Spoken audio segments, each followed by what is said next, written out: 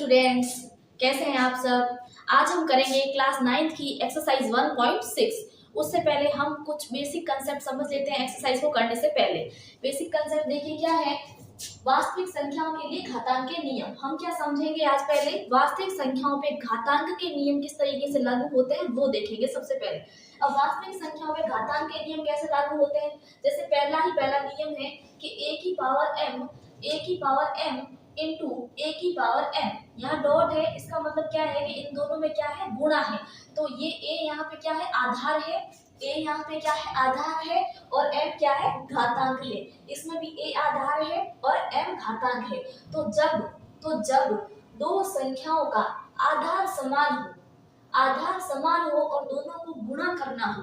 आधार समान के साथ अगर दो संख्याओं को गुणा करते हैं तो उसके ऊपर जो घात होती है वो जुड़ जाती है। घात क्या होती है, जुड़ जाती है, और आधार सेम रहता है और घातांक जुड़ जाती है। तो a की पावर m गुणा a की पावर n इज इक्वल क्या हो जाएगा, आधार सेम रहेगा तो आधार a आ जाएगा और घातांक जुड़ जाएगी। घातांक m और ये n है तो m प्लस n हो जाएगा। ये घातांक का पहला नियम। अब देखते हैं घातांक का दूसरा नियम क्या कहता है। घातांक का दूसरा नियम है कि a की पावर m की पावर n, यानी कि a की पावर m है उसकी भी पावर n है, तो वो किसकी बराबर होगी, वो बराबर होगी a की पावर m की power n is equal, a आधार है तो पहले a आ जाएगा, उसकी पावर में m इंटू n आ जाएगा। जैसे ही a की पावर m है इसकी पावर n है, इसका मतलब ये हुआ कि a की पावर m लिख दो फिर गुणा n। a की पावर m को इस n से गुणा करना होता है। क्या होता है, दोनों घातांकों का गुणा हो जाता है। तो a की पावर क्या हो जाएगी, mn। m गुणा n लिखो या a की पावर mn लिखो, एक ही बात है। ठीक है, तो इस तरीके से क्या हो जाएगा, ये इन दोनों का गुणा हो गया। अब करते हैं नेक्स्ट नियम।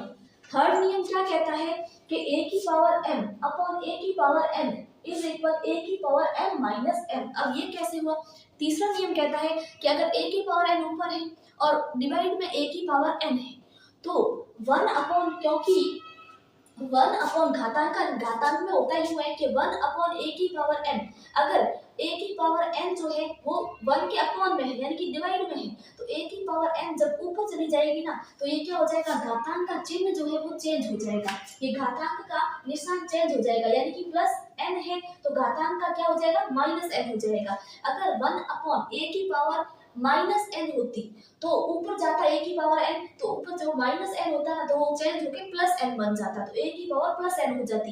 लेकिन हमारे पास क्या है, a की पावर m अपॉन a की पावर n। a की पावर कैसा n है, प्लस का n है, तो a की पावर n अभी डिवाइड में है तो प्लस का n है, तो ऊपर हर में अंश में चला जाएगा ऊपर, तो a की पावर माइनस n हो जाएगा। तो ये क्या हुआ, अब ये इसको अगर सिंप्लीफाई अपन करेंगे तो a की पावर m फिर 1 अपॉन, अब इसको लिख सकते हैं अपन a की पावर m अपॉन a की पावर n को क्या लिख सकते हैं, a की पावर m 1 अपॉन गुणा a की पावर 1 अपॉन m, ऐसे भी लिख सकते हैं ना। a की पावर m ये डिवाइड में 1 अपॉन a की पावर m है तो क्या लिख सकते हैं, a की पावर m गुणा 1 अपॉन a की पावर n, ऐसे भी लिख सकते हैं। और 1 अपॉन a की पावर m को अपन क्या लिख सकते हैं, a की पावर m का a की पावर m फिर गुणा a की पावर कैसी हो जाएगी, क्योंकि अभी 1 अपॉन a की पावर डिवाइड में ऊपर जाएगा तो माइनस n हो जाएगा। कैसा, फिर घातांक का पहला नियम लग जाएगा। पहला नियम क्या कहता है कि जब आधार समान हो तो घातें जुड़ जाएगी। तो इन दोनों के अब क्या हो गए, आधार हो गए समान, क्या हो गए, आधार समान हो गए। आधार समान हो गए तो अब क्या होगी, घातें जुड़ जाएगी। जब घातें जुड़ेगी तो क्या होगा, क्योंकि ये a एक बार आ जाएगा फिर पावर m आ जाएगी फिर m प्लस n। अब यहाँ तो माइनस n है तो दोनों जुड़ेंगे तो m माइनस n हो जाएगा, क्योंकि m फिर प्लस और माइनस n दोनों को जोड़ेंगे तो प्लस को माइनस से गुणा करके वापस माइनस आ जाएगा, तो क्या आ जाएगा m माइनस n। तो क्या हो जाएगा अपने पास a की पावर m माइनस n। तो इस तरीके से ये क्या आ गया, a की पावर m माइनस n। समझ आ गया सबको। जिसमें क्या होगा, a की पावर m माइनस n होगा ना, उसमें m हमेशा बड़ा होगा n से, ये बात ध्यान रखने वाली है। m जो है वो छोटा नहीं होगा n से, m बड़ा होगा, क्योंकि m पहले आया है माइनस में n को घटाना है m में से, तो m जो है बड़ा होना चाहिए, जिसमें से अपन घटा रहे हैं वो बड़ा होना चाहिए और m जो है छोटा होना चाहिए। ये चीज इसमें जरूरी है। और ये वाला फॉर्मूला इस तरीके से होगा, सबको समझ आ गया। चलिए नेक्स्ट फॉर्मूला करते हैं।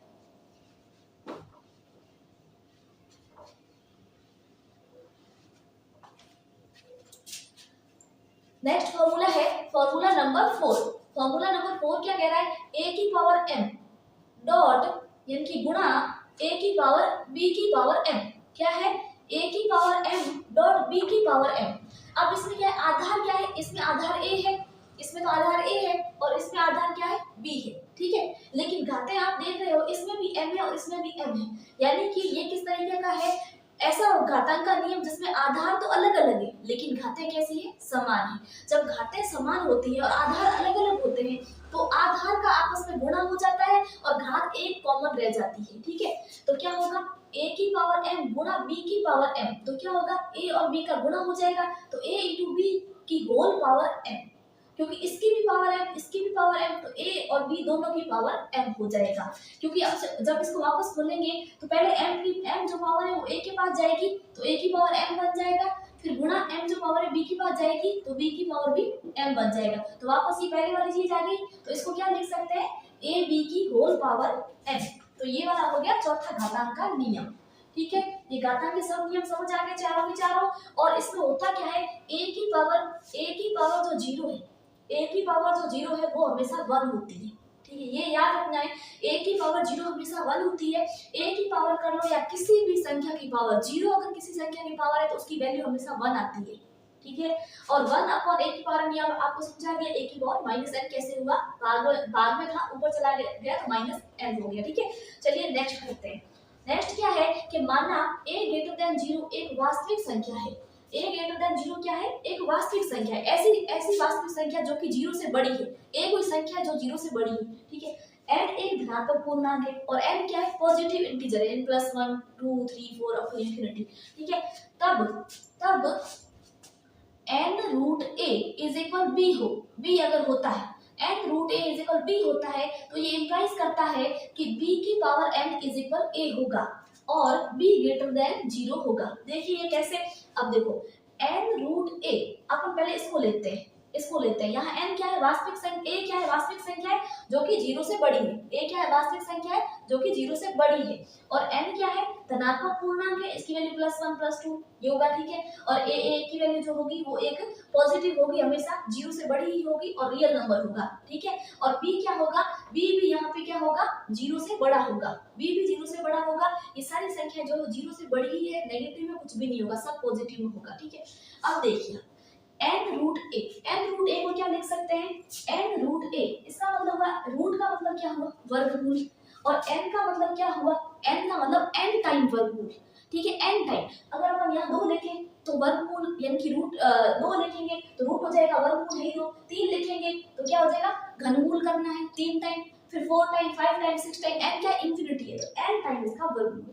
जब n√a अपन लिखते हैं, n√a अगर अपन लिखते हैं तो उसको अपन कैसे लिख सकते हैं? n√a लिखो या a की पावर 1/n, एक ही बात है। ठीक है, a की पावर 1/n लिखा जा सकता है। n√a को a की पावर 1/n लिखते हैं, n√a का a की पावर 1/n का एक ही बात है। ठीक है, तो क्या होगा? अब देखिए इसको अपन ने क्या लिख दिया, यहाँ पे वापस a की पावर क्या लिख दिया? n√a को क्या लिख दिया? a की पावर 1/n = क्या आ गया? b। समझ गए? एक n√a को a की पावर 1/n = b। ठीक है, अब देखो, अब अपन को क्या करना है? a के ऊपर से 1/n को हटाना है। अगर a के ऊपर से 1/n को हटाएंगे तो अपन क्या करेंगे?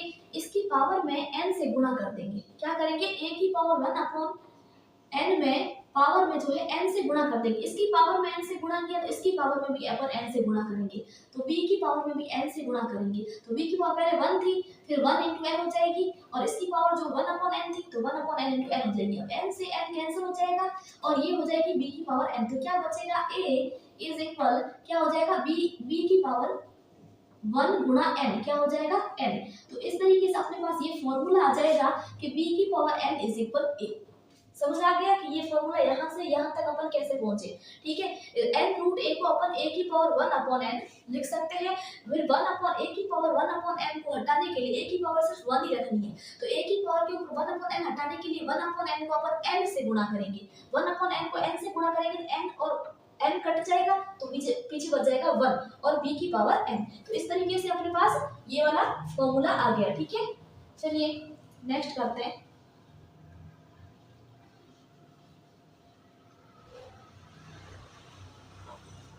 नेक्स्ट है, माना a ग्रेटर देन 0 वास्तविक संख्या है यानी कि रियल नंबर है जो कि 0 से बड़ा है, कोई a है, तथा m और n ऐसे पूर्णांक है जिनका एक के अतिरिक्त कोई उभयनिष्ठ गुणनखंड नहीं है। m और n सहअभाज्य संख्याएं हैं। m और n जो है वो ऐसे हैं पूर्णांक, क्या है पूर्णांक है, यानी कि क्या ये परिमेय संख्या को रूल को फॉलो करते हैं। इसमें क्या होता है p और q क्या होता है पूर्णांक होते हैं, इंटीजर होता है, और n क्या होता है ग्रेटर देन 0, तो q भी इसमें क्या होता है, q क्या होता है नॉट इक्वल 0 होता है, ठीक है। और इसमें क्या है n जो है वो क्या है ग्रेटर देन 0, 0 से बड़ा होगा, n क्या होगा 0 से बड़ा होगा, और p अपॉन q भी फॉर्म इसमें बनेगी p अपॉन q की फॉर्म, ठीक है। और m और n क्या है पूर्णांक होंगे जिनका एक के अतिरिक्त कोई उभयनिष्ठ गुणनखंड नहीं होगा, यानी ये इन दोनों में उभयनिष्ठ गुणनखंड सिर्फ एक ही होगा, इसके अतिरिक्त कोई, यानी कि अभाज्य संख्याएं होगी, क्योंकि इसमें एक ही एक ऐसा होगा जो कॉमन गुणनखंड होगा, ठीक है। और n ग्रेटर देन 0 है तब घातांक का नियम कहता है कि a की power m upon n is equal a की पावर m अपॉन n को क्या लिख सकते हैं n रूट a की whole power m, n root a की whole power m is equal n root a की पावर m। अब देखिए कैसे है, अब देखो a की power m upon n, a की पावर m अपॉन n को क्या अपॉन a की power 1 upon n into m लिख सकते हैं, ठीक है। इनटू m का मतलब हुआ कि इसको ब्रैकेट में लिखो तो पावर में m चला जाएगा, ठीक है, इसको ब्रैकेट में लिखेंगे पावर में m चला जाएगा, और a की पावर 1 अपॉन n को मैंने क्या बताया a की पावर 1 अपॉन n को n रूट a लिखा जा सकता है ना, तो a की पावर 1 अपॉन n को क्या लिखा n रूट a, फिर ब्रैकेट में इसको लिख दिया होल पावर m आ गई, ठीक है। अब होल पावर m आ गई, अब n रूट a यानी कि a का रूट n टाइम जो है वर्गमूल होगा n रूट a, तो अब क्या हो जाएगा ये m जो है वो a की पावर में चला जाएगा n रूट a की पावर m, तो ये जो है वो फॉर्मूला ये वाला फॉर्मूला बन जाएगा। अब कैसे है समझ आ गई सबको ये वाला फॉर्मूला, और ये वाला फॉर्मूला भी घातांक का एक नियम है, इसको भी आपको याद रखना है, ठीक है। चलिए नेक्स्ट करते हैं, चलिए नेक्स्ट देखते हैं लेट pq जो है परिमेय संख्या है तथा a ग्रेटर देन 0 एक वास्तविक संख्या है। तो अभी अपन पहले घातांक के जो 4 नियम किए उसमें क्या था, a प्राकृत संख्या थी, m भी प्राकृत संख्या थी और n भी प्राकृत संख्या थी, तीनों प्राकृत संख्याएं थी। अब जो घातांक के नियम कर रहे हैं वो किन संख्याओं पे लागू हो रहे हैं, p और q जो है वो इसमें परिमेय संख्या है, p और q कैसे संख्या परिमेय संख्या है, और a जो है 0 से बड़ी एक वास्तविक संख्या है, तो a हो गई वास्तविक संख्या और p q हो गई परिमेय संख्या। तो इनके ऊपर घातांक के नियम किस तरीके से लागू होंगे, तो a की पावर p into a की power q is equal a की पावर p प्लस q, यानी कि परिमेय संख्याओं पे भी घातांक के नियम उसी तरीके से लागू होंगे जैसे कि अपने प्राकृत संख्याओं पे हो रहे थे। तो परिमेय संख्या में भी घातांक का नियम यही रहेगा कि जब बेस आधार समान होगा तो घातें जुड़ जाएगी, a की पावर p प्लस q।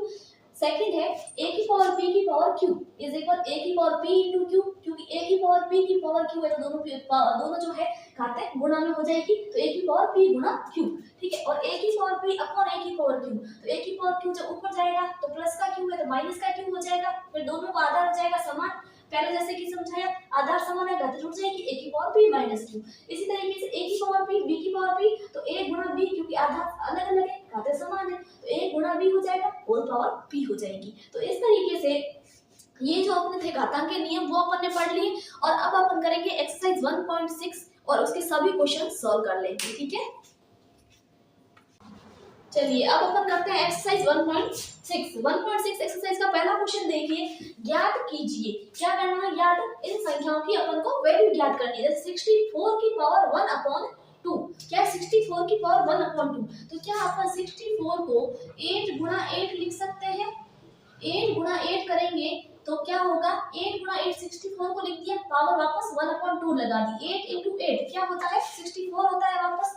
अब देखो 8 की पावर 8 गुणा 8, 8 कितनी बार है 2 बार है, तो 8 की पावर क्या हो जाएगी 2 हो जाएगी, की पावर 1/2, क्योंकि इसकी पावर अभी 1 है इसकी पावर अभी 1 है, ठीक है। जब दोनों के आधार समान है तो 8 का 8 एक बार आ जाएगा आधार और घातें जुड़ जाएगी, 1 प्लस 1 कितना हो जाएगा 2, यानी कि 8 की पावर कितना बना 2 घातांक के नियम से।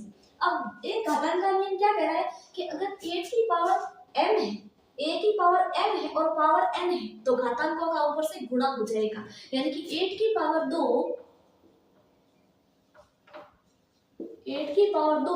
गुणा 1/2, यानी कि 8 की पावर 2 और गुणा 1/2 तो क्या हो जाएगा गुणा हो जाएगा।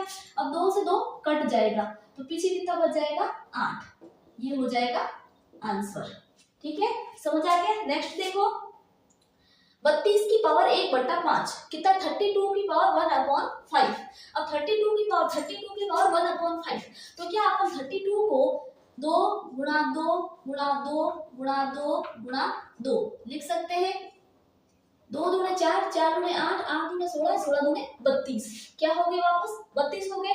और पावर 1 1 1 1 घातांक के आधार समान है और पावर क्या है 1 1 1 है सब पे। कितनी बार है 5 बार है। तो घातांक क्या होगी आपस में जुड़ जाएगी तो 1 + 1 + 1 + 1 5।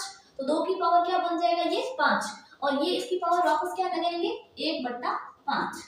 1/5 लगा दी पावर। अब देखिए 2 की पावर क्या बन जाएगी 5 बन जाएगी क्योंकि 1 2 3 4 5 बार 2 है और घातांक क्या है 1 1 1 1 1। तो क्या है आधार समान है 2 आ गया घातांक के जुड़ के 5 बन गई। वापस पावर ऊपर क्या हो जाएगी 1/5। अब घातांक के नियम से a की पावर m इंटू a की पावर m सॉरी a की पावर m की पावर m तो क्या हो जाएगा a की पावर m इंटू m। तो आधार क्या है 1 2 है आ जाएगा और m गुणा m यानी कि 5 गुणा 1/5। तो इन दोनों का गुणा करेंगे तो 5 से 5 कट जाएंगे तो 2 की पावर 1 इज 2 आंसर। ठीक है ये समझ आ गया। नेक्स्ट है 125। 125 को 125 की पावर 1/3 तो 125 को क्या अपन 5 गुणा 5 गुणा 5 लिख सकते हैं। पंचम 25 25 इंटू 5 125 क्या बन गया वापस 125 की पावर 1/3। ठीक है अब 1 2 और 3 यानी कि 5 की पावर कितनी हो जाएगी आधार समान है घातांक 1 1 है तो जुड़ के 3 यानी कि 5 की पावर 3 की पावर 1/3। ठीक है अब क्या हुआ a की पावर m की पावर n तो क्या हो जाएगा a की पावर m इंटू n यानी कि 5 की पावर 1/3 गुणा 3 तो क्या हो जाएगा 3 से 3 कट जाएगा तो 5 की पावर 1 इज 5। ये हो गया आपका आंसर। समझ आ गया फर्स्ट क्वेश्चन। अब सेकंड क्वेश्चन की ओर चलते हैं। सेकंड क्वेश्चन है सॉल्व की इसमें भी सॉल्व करना है याद कीजिए। पहला क्वेश्चन है 9 की पावर 3/2 क्या है 9 की पावर 3/2। अब 9 की पावर 3/2 को कैसे सॉल्व करेंगे। अब 9 को अपन क्या लिख सकते हैं 3 गुणा 3 क्या लिख सकते हैं 3 गुणा 3 3 गुणा 3 क्या हो जाएगा 9 हो जाएगा। पावर कितनी है 3/2। ठीक है अब 3 गुणा 3 की पावर 3/2। अब 3 गुणा 3 आधार क्या है समान है तो क्या आ जाएगा 3 आ जाएगा। पावर दोनों की 1 और 1 कितनी हो जाएगी 2 इसकी पावर 1 इसकी पावर 1 आधार समान है तो घातें जुड़ जाएगी 1 + 1 2 हो जाएगा पावर 3/2। अब a की पावर m की पावर n तो क्या हो जाएगा a की पावर m इंटू n तो a की पावर a क्या है 3 की power 2 into m into n तो दोनों का आपस में घातों का गुणा हो जाएगा तो यहाँ भी 2 से 2 कट जाएगा तो क्या बचेगा 3 की पावर 3। अब 3 की पावर 3 को इसको 3 बार लिख दो 3 इंटू 3 इंटू 3। अब 3 दिए 9 9 दिए 27 तो क्या हो जाएगा 27 इसका आंसर हो जाएगा। ठीक है नेक्स्ट क्वेश्चन है 32 की पावर 2/5 यानी कि 32 को अपन क्या लिख सकते हैं 2 गुणा 2 गुणा 2 गुणा 2 गुणा 2 5 टाइम की पावर 2/5 यानी कि ये क्या हुआ 2 दूने 4 4 दूने 8 8 दूने 16 16 दूने 32 वापस क्या बन गया 32 यानी कि कितनी बार है 1 2 3 4 5 बार है। तो आधार क्या आ जाएगा समान आ जाएगा 2 पावर कितनी आ जाएगी 5 आ जाएगी इसकी होल पावर 2/5। अब दोनों घातों का गुणा हो जाएगा तो 2 की पावर 5 गुणा 2/5 5 से 5 कट जाएगा तो 2 की पावर 2 2 की पावर 2 का मतलब 2 गुणा 2 इज 4। ये आंसर सबको समझ आ गया। ठीक है चलिए नेक्स्ट है 16 की पावर 3/4 16 की पावर 3/4 16 को अपन क्या लिख सकते हैं 2 गुणा 2 गुणा 2 गुणा 2 कितना हो गया 2 दूने 4 4 दूने 8 8 दूने 16 वापस क्या बन गया 16 बन गया पावर क्या होगी 3/4। ठीक है 2 को कितनी बार लिखा 4 बार लिखा तो 4 बार लिखा तो वापस 16 आ गया। आधार क्या है 2 है समान आधार तो घातें जुड़ जाएगी तो आधार क्या है 2 है तो 2 लिख दिया। घातें क्या है 1 1 1 1 कितनी है 4 तो 2 की पावर 4 की पावर 3/4। अब आधार ये हो गया 2 और m और n यानी कि m और n का आपस में गुणा हो जाएगा तो क्या हो जाएगा 2 की पावर 4 गुणा 3/4, 4 से 4 कट जाएगा तो 2 की पावर कितनी बच जाएगी, 3 बच जाएगी, 2 की पावर 3, यानी कि 2 गुणा 2 गुणा 2। तो अब इसको करेंगे सिंपल, तो 2 दूने 4, 4 दूने 8, क्या आ जाएगा, 8 हो जाएगा आंसर। ठीक है, नेक्स्ट है 125 की पावर -1/3। नेक्स्ट क्वेश्चन क्या है, 125 की पावर -1/3। तो क्या 125 को 5 गुणा 5 गुणा 5 3 बार लिख सकते हैं, तो अपन लिख देते हैं 5 गुणा 5 गुणा 5, 3 बार लिख दिया, -1/3।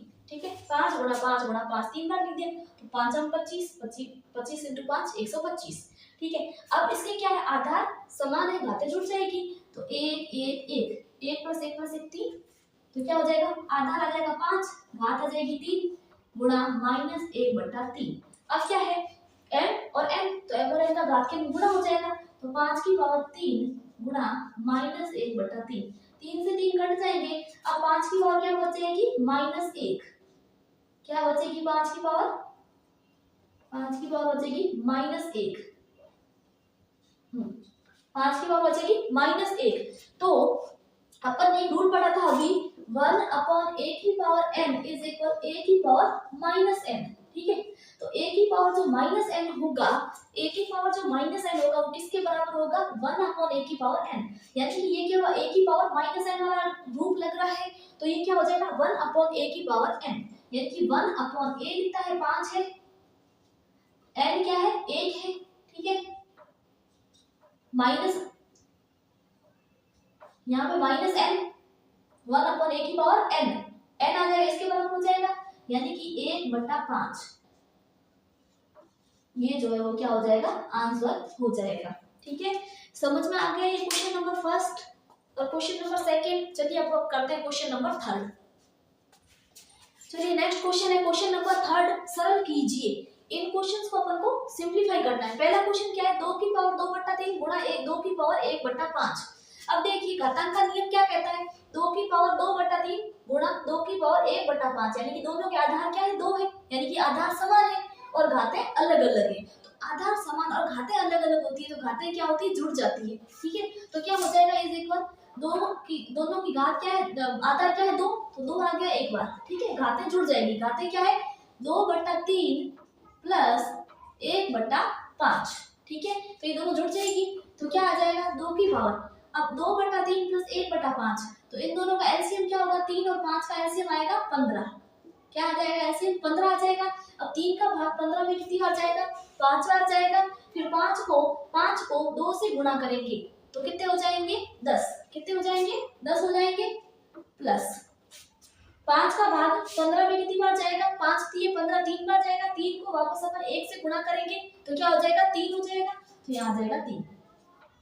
अब 2 की घात 10 और 3 कितने होंगे 13/15, ये क्या हो जाएगा आंसर हो जाएगा। बस ये आंसर हो गया। नेक्स्ट क्वेश्चन है 1/3 की घात 3 की पावर 7, यानी कि ये क्या कह रहा है कि 1/3 की पावर जो 3 है उसकी होल पावर, इस पूरे की पावर जो है वो 7 है, यानी कि ये 7 जो पावर है, ये 7 जो घात है वो 1 के ऊपर भी लगेगी और ये 7 घात ये हर में भी लगेगी, 3 की पावर 3 पे भी लगेगी। तो इसको अपन ऐसे लिख सकते हैं 1/3 की पावर 3 की होल पावर 7, तो क्या लिखेंगे 1 की पावर 7 अपॉन 3 की पावर 3 की पावर 7। अब 1 की पावर 7, 1 की पावर 7 हो चाहे 8 हो चाहे 10 हो चाहे इंफिनिटी हो, 1 की पावर कुछ भी हो वापस 1 ही आता है, अपॉन 3 की पावर 3 की होल पावर 7। इसका मतलब क्या होगा, आधार है और घातें हैं गुणा में 2, तो क्या होगा दोनों घातों का गुणा हो जाएगा, तो 3 की पावर 3 गुणा 7, तो 1/3 की पावर 21, ये क्या हो जाएगा आंसर हो जाएगा। समझ आ गया क्वेश्चन। अब करते हैं नेक्स्ट क्वेश्चन, 11 की पावर 1/2 अपॉन 11 की पावर 1/4। अब देखिए पहले मैंने आपको बताया था 1/a की पावर n हो तो a की पावर -n होता है, ये जब ऊपर जाएगा a की पावर -n होता है, a की पावर n ऊपर जाएगा तो -n हो जाएगा। तो ये 11 की पावर 1/4 का अगर ऊपर लेके जाएंगे, पहले लिखेंगे 11 की पावर 1/2, फिर गुणा 11 की पावर 1/4 ऊपर जाएगा तो 11 की पावर -1/4। ठीक है, 11 की पावर क्या हो जाएगा -1/4। ये अपन ने ऐसा क्यों किया? अपन ने ऐसा इसलिए किया क्योंकि इन दोनों के आधार थे समान, आधार समान थे, तो हमें पता है ऊपर ले जाएंगे तो आधार समान रहेंगे तो घातें जुड़ जाएगी, तो एक ही पावर में आंसर आ जाएगा। इसीलिए अपन ने क्या किया, 11 की पावर 1/4 को ऊपर लेके गए तो माइनस में हो गया। अब देखिए अब क्या होगा, इन दोनों का आधार समान है, घातें अलग अलग है, तो क्या होगा, आधार की घातें जुड़ जाएगी, तो आधार तो एक बार आएगा तो 11 आ गया, घातें जुड़ जाएगी तो क्या हो जाएगा 1/2 -1/4, क्योंकि घात एक तो एक घात 1/2 एक घात -1/4, दोनों जुड़ जाएगी। अब इन दोनों को जोड़ो तो 11, 2 और 4 का एलसीएम कितना आ जाएगा 4।